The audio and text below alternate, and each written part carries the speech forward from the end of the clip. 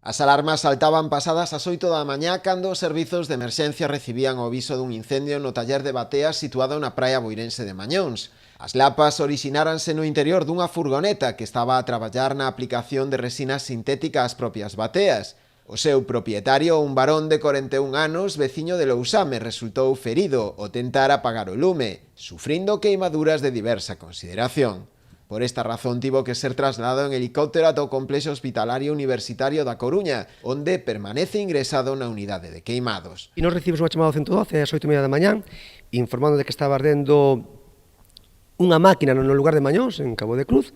Desplazouse unha actuación de bombeiros ata o lugar. Ao chegar ali comprobamos que o que estaba ardendo era unha furgoneta que facía tarefas de taller móvil dunha empresa que estaba traballando ali na zona, construindo bateas. Nos chegamos, estaba tamén ali o Servicio Municipal de Protección Civil e a Garda Civil. Cando chegamos, pois sí, vimos o vehículo ardendo e unha persoa que tiña queimaduras. Apagamos o vehículo, atendemos a persoa ata chegada dos servicios sanitarios e a persoa foi trasladada en helicóptero ao Hospital Juan Canalejo da Coruña. Ademais dos bombeiros de Boiro, no operativo de emerxencia participaron tamén Garda Civil e Policía Local e Protección Civil de Boiro.